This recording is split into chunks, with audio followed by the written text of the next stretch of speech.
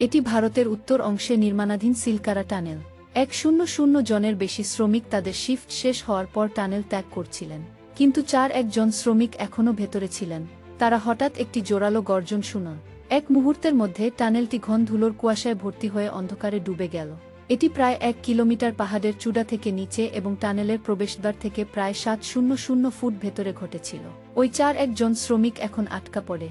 তাদের একমাত্র বের হওয়ার পথ একটি বিশাল ভূমিধস দ্বারা ব্লক করা হয়েছে। আজকের বিস্ময়কর তথ্যের পর্বে আমরা সিলকারা টানেল উদ্ধার অভিযানে গভীরভাবে নজর দেই। আপনি জানতে পারবেন উদ্ধারকারী দলের কী ধরনের সমস্যার মুখোমুখি হতে হয়েছিল এবং আটকা পড়া শ্রমিকরা একসাথে দীর্ঘদিনের জন্য ব্লক করা টানেলের মধ্যে কিভাবে বেঁচে থাকল। এই সুড়ঙ্গটি ভারতের উত্তরাখণ্ড রাজ্যের সিলকারা, ইয়ারা এবং ডান্ডালগাঁওকে সংযুক্ত করতে নির্মাণ করা হচ্ছিল। যদি আপনি ভৌগোলিক এলাকা পরীক্ষা করেন, আপনি দেখতে পাবেন একটি বিশাল পর্বত সিলকারার কাছের গ্রামগুলোকে ডান্ডালগাঁও, বারকোট এবং যমুনা নদী থেকে আলাদা করেছে। 3-6 কিলোমিটার লম্বা একটি রাস্তা নির্মাণ করা হয়েছিল এই ফাঁকটি পূরণ করতে। তবুও এই দূরত্বটি পাড়ি দিতে 2 ঘন্টারও বেশি সময় লাগে। যানবাহন প্রথমে সিলকারা থেকে রাড্ডিটপ পর্যন্ত যায়, তারপর পর্বতের অন্য পাশে নেমে যাত্রা শুরু করে। সত্যিকারের সমস্যা শীতকালে শুরু হয় যখন ভূমিধস এবং তুষারপাত প্রায়শই এই রুটটি বন্ধ করে দেয়া। এটি দুটি উপত্যকাকে একে অপরের থেকে সম্পূর্ণ বিচ্ছিন্ন করে। এই সমস্যার সমাধান করতে ভারত এখানে একটি উচ্চগতির সড়ক নির্মাণ করার পরিকল্পনা করেছিল। এজন্য রাড্ডিটপের নিচে পাহাড়ের মধ্য দিয়ে সুড়ঙ্গ খনন শুরু করা হয়। সিল কিয়ারা থেকে বারকোট সংযোগ করবে টানেলটি। এটাই কারণে এটিকে সিল কিয়ারা টানেল বলা হয়েছে। মূল 3-6 কিলোমিটার বিপজ্জনক অংশ এখন মাত্র 4-5 কিলোমিটারে সীমিত হবে। সুতরাং 2 ঘন্টার পরিবর্তে যাত্রাটি এখন মাত্র 10 মিনিট সময় নেবে। হ্যাঁ, এটি বছরের প্রতিটি মাস খোলা থাকবে। 2019 সালে নির্মাণ কাজ আনুষ্ঠানিকভাবে শুরু হয়, কিন্তু যেহেতু সড়কটি খুব খারাপ অবস্থায় ছিল, টানেল খননের মেশিন আনা সম্ভব ছিল না। তাই টানেল খননের জন্য ড্রিল এবং বিস্ফোরণ পদ্ধতি ব্যবহার করার সিদ্ধান্ত নিয়েছে।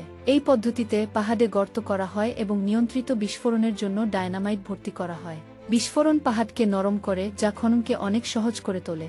কিন্তু এর সুবিধা থাকা সত্ত্বেও এই পদ্ধতিতে গুরুতর ঝুঁকি রয়েছে।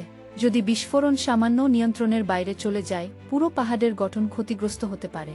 এর অর্থ হল টানেল যে কোনো সময় ধসে পড়তে পারে। এটাই সিল কিয়ারা টানেল দুর্ঘটনায় ঘটেছিল। 2023 সালের 1-2 নভেম্বর, দীপাবলির দিনে 4-1 জন শ্রমিক টানেলের ভিতরে তাদের কাজ করছিলেন। প্রতিদিনের মতো তারা কাজের জন্য উপস্থিত হয়েছিল, কিন্তু তাদের কেউই জানত না যে তারা সেই দিন বাড়ি যাবে না। সকাল 5:30টায় হঠাৎ একটি ভূমিধস পাহাড়ের দুর্বল অংশে আঘাত হানল। প্রায় 600 মিটার টানেল এক মুহূর্তের মধ্যে ধ্বংস হয়ে গেল। ধসে যাওয়া সিল কিয়ারা নির্মাণ সাইট থেকে মাত্র 210 মিটার দূরে ঘটেছিল। এর অর্থ হল সেই 210 মিটার অঞ্চলের শ্রমিকরা এখন সম্পূর্ণভাবে ফাঁস হয়ে গিয়েছিল এবং সুড়ঙ্গের বাইরে ভিড়ের মধ্যে দ্রুত আতঙ্ক ছড়িয়ে পড়ল।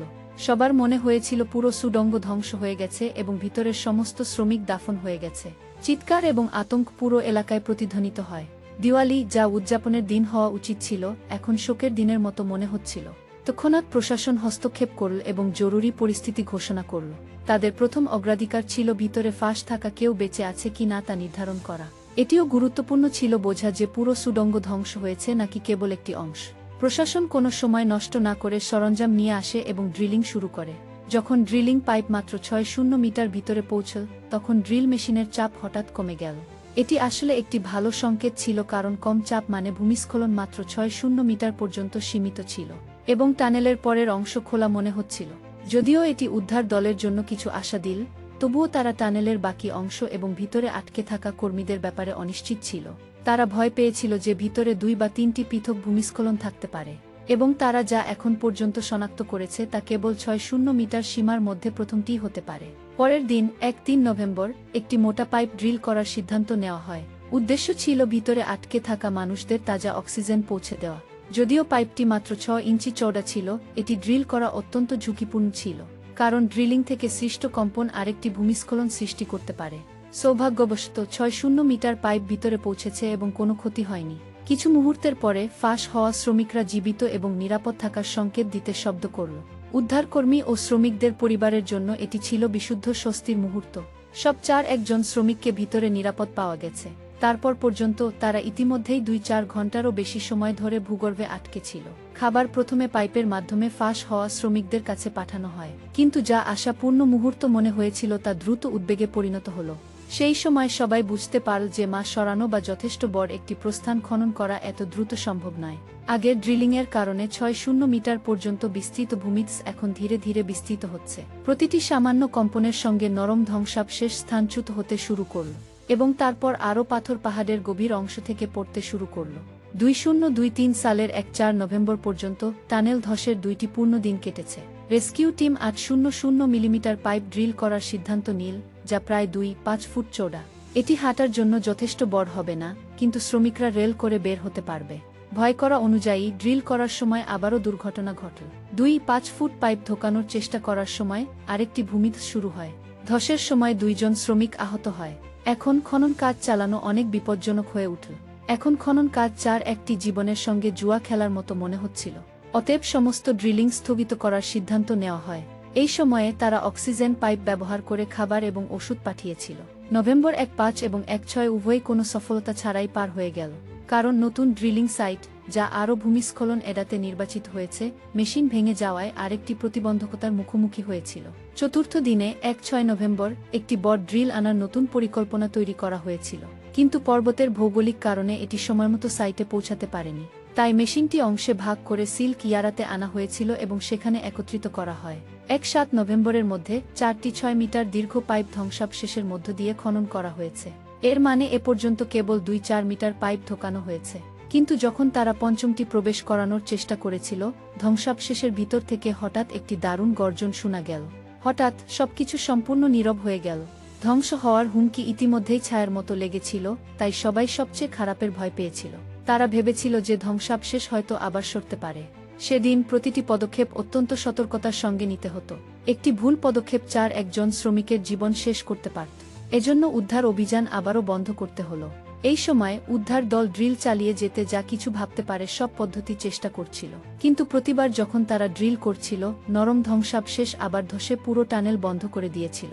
2-1 নভেম্বর পর্যন্ত শ্রমিকরা ভিতরে আটকে পড়েছে, নদীন কেটে গেছে। তাদের পরিস্থিতি প্রতিটি ঘন্টা পার হওয়ার সাথে সাথে আরও খারাপ হচ্ছিল। তাদের পরিবার হতাশ হয়ে পড়ছিল, জীবিত তাদের প্রিয়জনকে দেখতে আশা ধরে রাখছিল। এরা সেই একই মানুষ যারা গত 9 দিন ধরে এই দুঃস্বপ্নে আটকে আছে। আগে প্রবেশ করানো একটি ছোট পাইপ এখন এন্ডোস্কোপিক ক্যামেরা ঢোকানোর জন্য ব্যবহার করা হয়েছে। 9টি দীর্ঘ দিনের পর উদ্ধারকারীরা অবশেষে 4-1 কর্মীকে দেখতে পেল। এবার শুকনো ফল এবং কিছু খাবারের সাথে বোতলে গরম খাবার পাইপের মাধ্যমে পাঠানো হচ্ছিল। কর্মীরা ভিতরে খাবার ও পানীয় পাচ্ছিল, কিন্তু এক চিন্তা তাদের কাছে বারবার ভাবাত, তারা কি সত্যিই জীবিত বের হতে পারবে? নভেম্বর 2 খনন আবার শুরু হলো, কিন্তু 4 মিটার পৌঁছানোর পরে এমন কিছু ঘটল যা কেউ ভাবেনি। সুড়ঙ্গ নির্মাণে ব্যবহৃত রেবার ঠিক ড্রিল পাইপের পথে এসে পথ বন্ধ করে দিয়েছে। 4 মিটার গভীরে সেই রেবার কেটে ফেলতে একটি বিশেষ কাটার প্রয়োজন ছিল, কিন্তু সেই সময়ে এটি উপলব্ধ ছিল না। তাই আবার খনন বন্ধ করতে হলো। এ পর্যন্ত সব খনন অনুভূমিকভাবে করা হয়েছে। তখন কেউ নতুন পরিকল্পনা প্রস্তাব করলেন, যদি তারা পাহাড়ের চূড়া থেকে সরাসরি নিচে ড্রিল করে, যদি তারা এমন একটি জায়গায় লক্ষ্য করতে পারে যেখানে কোনো ভূমিধ্স ঘটেনি, পাইপটি কোনো বাধা ছাড়াই ঢুকে যেতে পারে। অনুভূমিক ড্রিলের জন্য তাদেরকে ধ্বংসাবশেষের মধ্যে মাত্র প্রায় 600 মিটার যেতে হয়েছিল। কিন্তু যদি তারা পাহাড়ের শীর্ষ থেকে ড্রিল করার সিদ্ধান্ত নেয়, তথাকথিত রেজ টপ কিংবা কাছাকাছি থেকে, টানেল কয়েকশো মিটার গভীর হবে। এটি এমন গভীরতা যেখানে তাদের আটকে থাকা শ্রমিকদের কাছে পৌঁছানোর জন্য ড্রিল করতে হবে। সুতরাং সেই পরিকল্পনাটি এগিয়ে নেওয়ার সিদ্ধান্ত নেওয়া হয়। 2-9 নভেম্বর আন্তর্জাতিক বিশেষজ্ঞদের একটি দল পৌঁছায়, যারা এই ধরনের উদ্ধার অভিযানে অত্যন্ত অভিজ্ঞ। কিন্তু তারা সাইট মূল্যায়ন করার সঙ্গে সঙ্গে তারা উল্লম্ব ড্রিলিং করতে অস্বীকার করল, কারণ উল্লম্ব ড্রিলিংতে 1 মাস পর্যন্ত সময় লাগতে পারে, এবং তখন পর্যন্ত আটকে থাকা শ্রমিকরা ইতিমধ্যেই ভিতরে 1-5 দিন ধরে ছিলেন।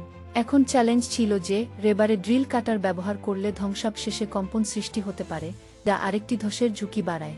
সুতরাং এটি মোকাবেলা করার আরেকটি উপায় খুঁজে বের করা গুরুত্বপূর্ণ ছিল। অতএব আন্তর্জাতিক বিশেষজ্ঞরা একটি নতুন পদ্ধতি প্রস্তাব করলেন, রেবার ড্রিল দিয়ে কাটা না করে তারা গ্যাস ওয়েল্ডিং ব্যবহার করে এটি গলিয়ে দেবেন।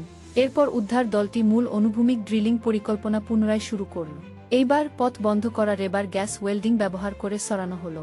ততক্ষণে 4 মিটার পাইপ ইতিমধ্যেই খনন করা হয়েছে। বাকি অংশের খনন শেষ করতে মাত্র 2 দিন লেগেছিল। অবশেষে নভেম্বর 2-9 1-7 দীর্ঘদিনের পর আটকা পড়া কর্মীরা ধ্বংসাবশেষের মধ্য দিয়ে ড্রিলিংয়ের শব্দ শুনো। শীঘ্রই ধ্বংসাবশেষ থেকে 2.5 ফুট পাইপ বের হওয়ার দৃশ্য ভিড়ের মধ্যে আনন্দের ঢেউ ছড়িয়ে দিল। এক এক করে কর্মীদের সাবধানে সেই সংকীর্ণ পাইপের মাধ্যমে বের করা হলো। এটি একটি ঐতিহাসিক মুহূর্তে পরিণত হল, শুধুমাত্র পরিবারগুলোর জন্য নয়, সারা বিশ্বের দর্শকদের জন্য। ভারতীয় প্রধানমন্ত্রী নরেন্দ্র মোদী ব্যক্তিগতভাবে শ্রমিকদের ফোন করেছিলেন এবং তাদের সাহসের প্রশংসা করেছিলেন। নিশ্চয়ই আটকে পড়া শ্রমিকদের কাছে প্রায় 2 কিলোমিটার টানেলের স্থান ছিল, তাদের কাছে খাবার ছিল এবং এমনকি বিদ্যুৎ সরবরাহ ছিল। কিন্তু কল্পনা করুন, 4-1 মানুষ সেখানে 7 দিন ধরে আটকে আছে। যে কোনো সময়ে আরেকটি ভূমিধস সবকিছু আবার করতে পারত। শুধুমাত্র তারা প্রতিটি মুহূর্তের ব্যথা ও চাপকে সত্যিই বর্ণনা করতে পারে। তারা যা সহ্য করেছিল তা কিছু কম নয়, অসাধারণ সাহস। আশা করি আপনি আজকের ওয়ান্ডার ফ্যাক্টস ভিডিওটি উপভোগ করেছেন। মন্তব্যে আমাদের জানান আপনি এর বিষয়ে কি ভাবলেন। যদি ভিডিওটি পছন্দ হয় তাহলে লাইক এবং শেয়ার করতে ভুলবেন না, এবং আরও অসাধারণ বিষয়বস্তুর জন্য আমাদের চ্যানেলটি সাবস্ক্রাইব করতে ভুলবেন না। দেখার জন্য ধন্যবাদ।